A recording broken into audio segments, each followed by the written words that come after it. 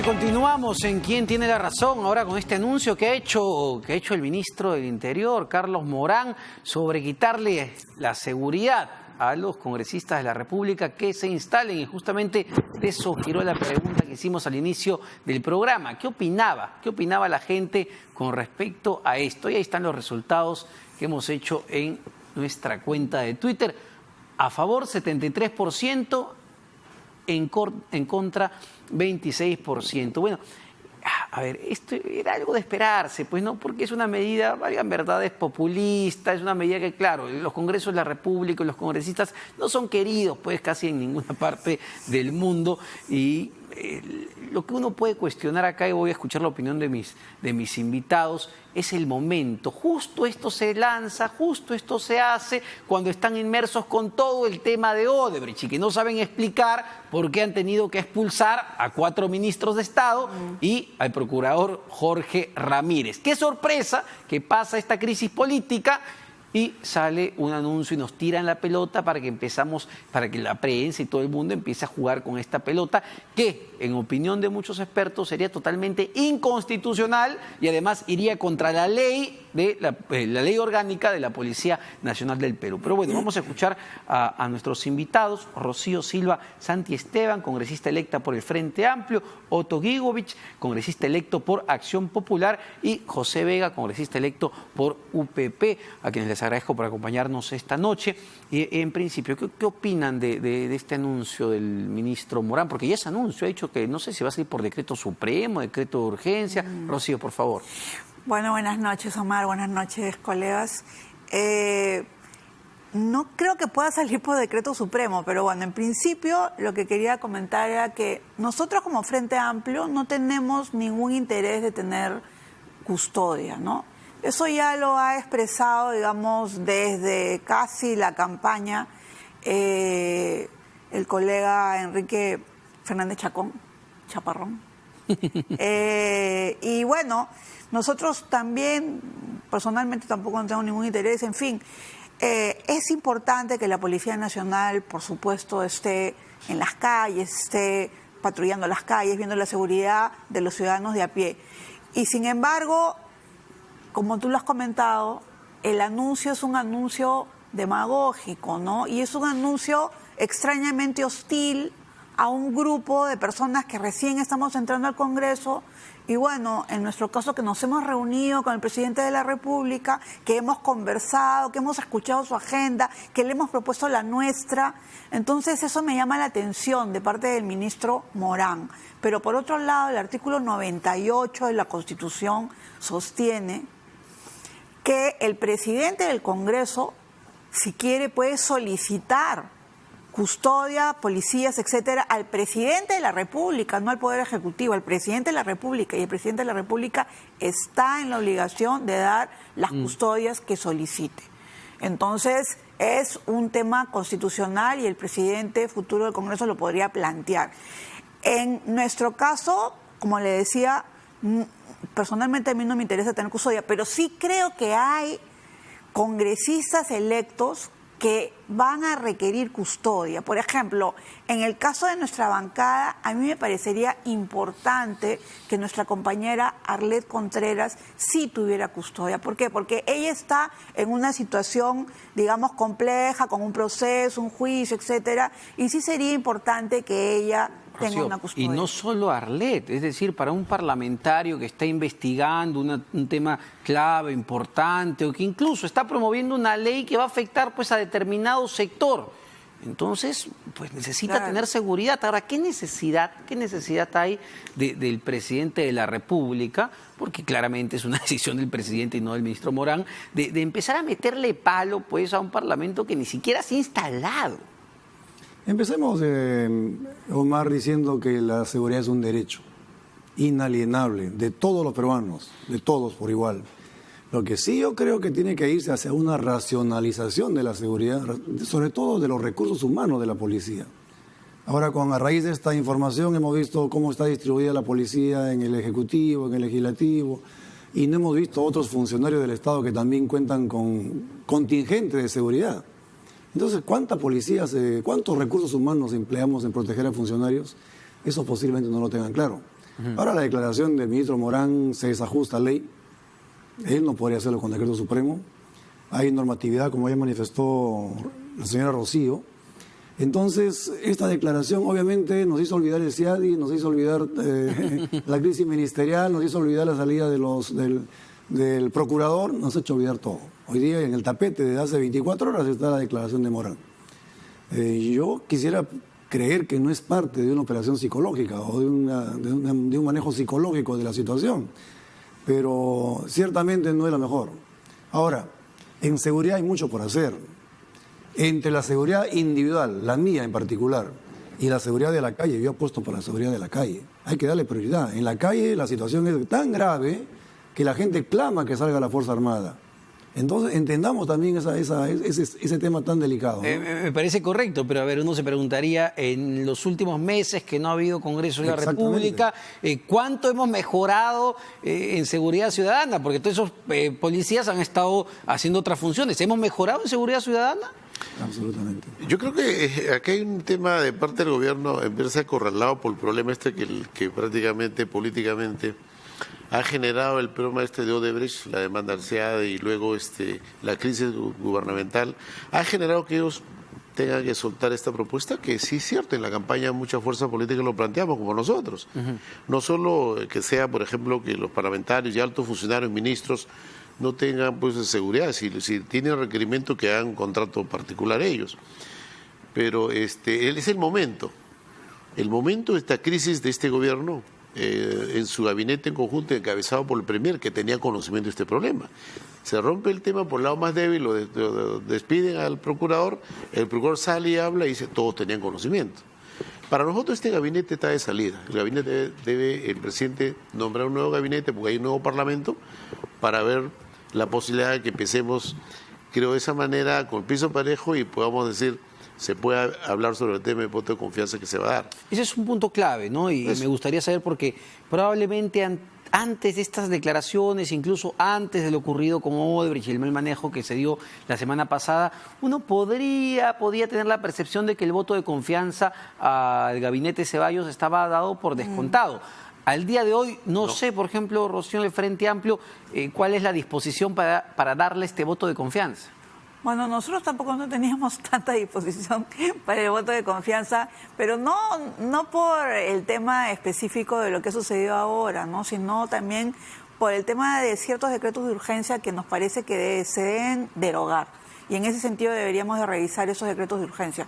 Pero, claro, nosotros que fuimos a conversar con el presidente, digamos, una de nuestras propuestas era, bueno, hay que escuchar, ¿no? Hay que escuchar primero.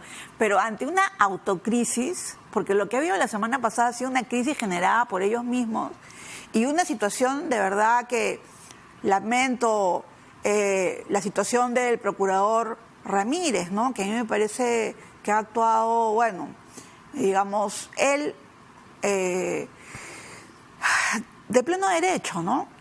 Y en ese sentido, entonces, ante toda esta situación, pues se plantea este asunto y verdaderamente intentando, no sé si una cortina de humo o una mini cortina de humo, pero frente a eso nosotros en el Frente Amplio tendríamos que evaluar cuál es la razón también por la que haya salido la ministra Flor Pablo, que no tiene nada que ver con Odebrecht, y por qué sucedió, qué hay detrás, si en realidad ella durante todo este tiempo, me parece a mí personalmente, ha estado defendiendo de manera correcta el enfoque de género. Vicente Ceballos no pudo dar una sola explicación ante esa pregunta, justamente, una sola, de por qué cambiaba a la ministra de Educación. ¿Debería ser otro presidente del Consejo de Ministros el que vaya a solicitar el voto de confianza a este nuevo Parlamento una vez que se instale? Es decir, ¿debería salir ya Vicente Ceballos?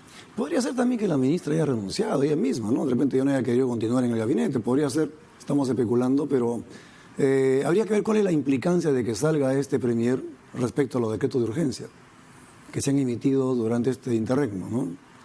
El debate si claro, su salida podría poner en juego, digamos, los decretos de urgencia, que hay que revisarlos, obviamente. Pero yo imagino que van a tener que...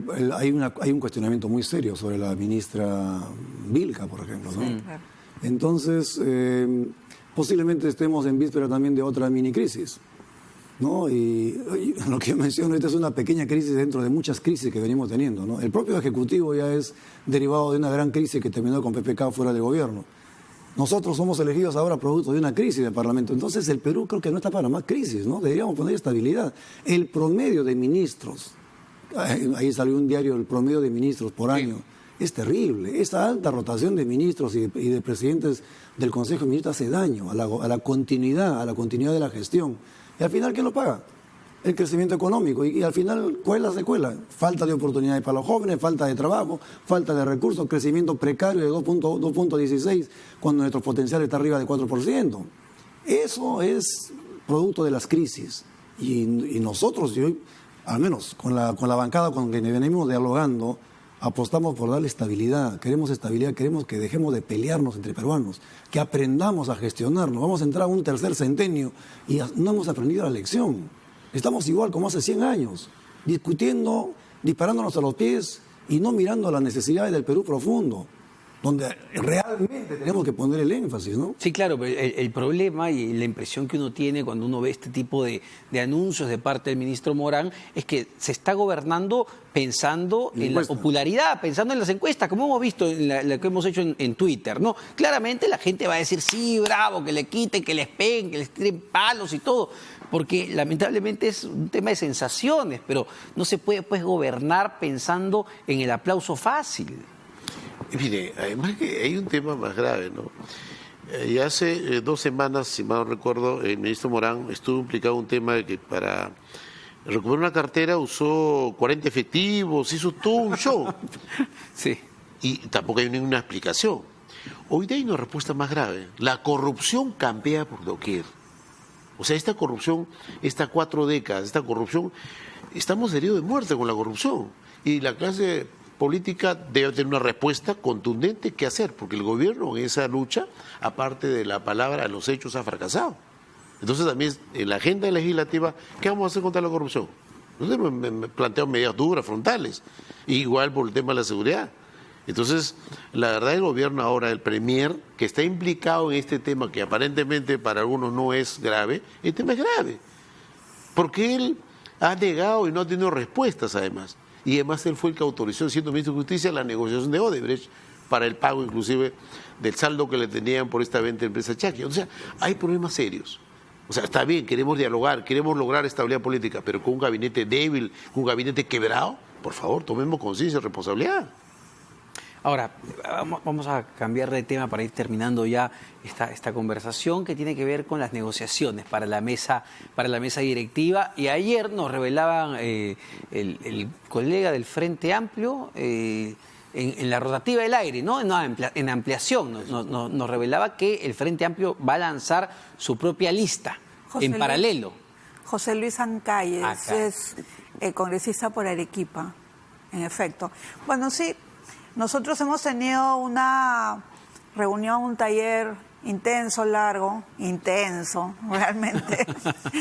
Y bueno, ahí hemos tomado varias decisiones, ¿no?, en relación con el tema de la gestión. En primer lugar, para la comisión permanente estaría yendo Enrique Fernández Chacón y Mirta Vázquez, que es congresista por Cajamarca. Para la vocería hemos elegido a Lenin Chejo, que es congresista por Apurímac. En la segunda vocería, digamos, alterna estaría yo, y en la tercera, Chaparrón. Y en relación con el tema de la mesa directiva, que ese era también toda una discusión que hubo, bueno, finalmente nos pusimos de acuerdo y decidimos seguir con la tradición de la bancada del Frente Amplio, que ha sido presentar una lista, digamos, completa, ¿no? Eso es, bueno, un posicionamiento político. ¿Por qué no buscar alianzas como ha estado haciendo Acción Popular? ¿Por qué no buscar una mesa multipartidaria? Porque nosotros nos consideramos que somos la única bancada de izquierda en el Congreso. Y en ese sentido consideramos que la mesa que han estado conversando Acción Popular, APP, Somos, Los Morados y Podemos, creo, también no estoy tan segura, pues representa una propuesta, digamos, programática, ¿no?, que disiente, nosotros disentimos con esa propuesta. Los ven y por eso, derechosos a ellos. bueno, digamos, sí. Y nosotros Es a su derecho.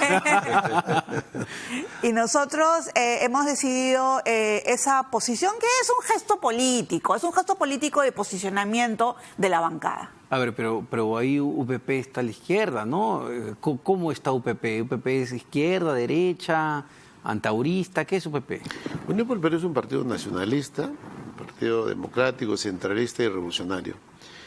En esta coyuntura, yo creo que a veces etiquetarnos, yo vengo a la izquierda, yo tengo formación de izquierda, yo he sido del Partido Comunista Peruano en mi juventud, he sido dirigente sindical, he sido dirigente de la CGTP. Hay una trayectoria, experiencia y formación, como lo era antes, ideológica, doctrinaria, programática, pero el contexto de hoy no es tanto etiquetarnos, ¿no? O sea, muchas veces es necesario cuáles son las propuestas programáticas políticas para poder encarar este proceso camino al Bicentenario.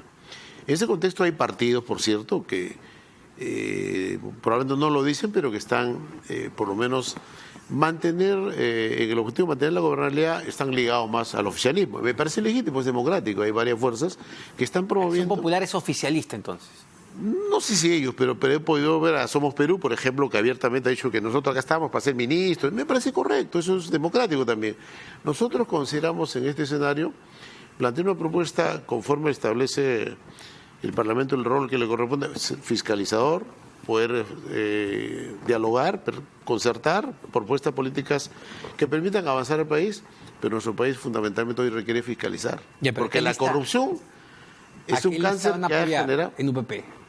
¿A qué lista van a apoyar? Pues nosotros estamos conversando con diferentes fuerzas políticas, incluida la que Acción Popular ha conversado, pero todavía ninguno de ellos me ha dicho que ya tienen aceptado o propuesto a algún presidente, porque estamos probablemente primero preocupándonos en la repartija de quién es el presidente, lejos de presentar la agenda. O sea, para nosotros la preocupación es la agenda. Tema de seguridad, tema de corrupción. Por cierto, vamos a debatir tema también de reforma política, pero estamos a la inversa, ¿no? O sea, todos están preocupados quién preside la mesa.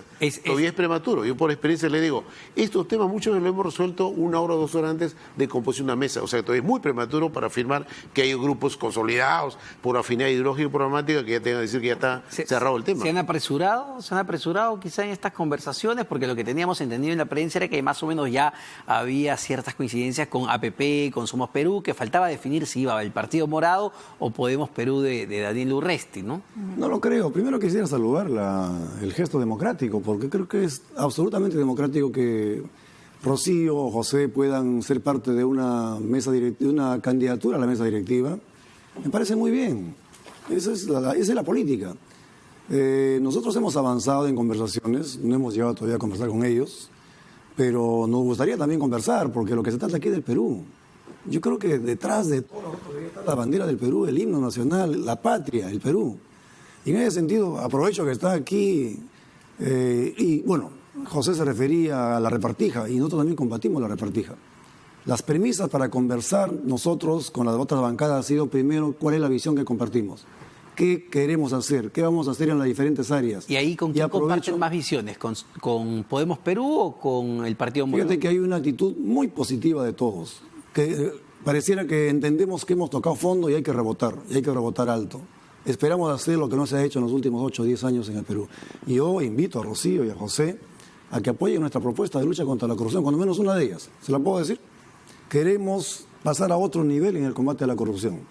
Y acabo de escuchar al presidente Humala y he escuchado a otro presidente. Bueno, ya sabemos la situación dramática de los presidentes, pero en los últimos 100 años estamos administrando la corrupción. No estamos erradicándola, no estamos luchando para erradicarla. Nosotros estamos pidiendo prisión perpetua y muerte civil para los presidentes, gobernadores, alcaldes, ministros o funcionarios que, teniendo que dar el ejemplo, son los primeros en robar. Y cuando ellos roban, generalizan la corrupción. Ojalá que apoyen esta propuesta porque Esa es una propuesta que el Frente Amplio la planteó en el Congreso anterior. No, pero nosotros... Muchas gracias. Estamos de acuerdo. Propuesta haremos realidad ahora. Una propuesta más radical, que es la de cambiar la Constitución, y el artículo 140, que solo ahora se aplica a los terroristas o porque en el estado de guerra alguien traicione, es la pena de muerte. Bueno, para los corruptos, autoridades. Vamos a ver qué viabilidad hay. Muchas gracias a los tres por acompañarnos esta noche en Quién Tiene la Razón. Nos hemos pasado evidentemente de la hora en este nuevo formato, en este cambio de horario. En realidad, ya lo saben, siempre nos tienen que seguir a las 9 de la noche en RPP Televisión. Nos vemos hasta mañana.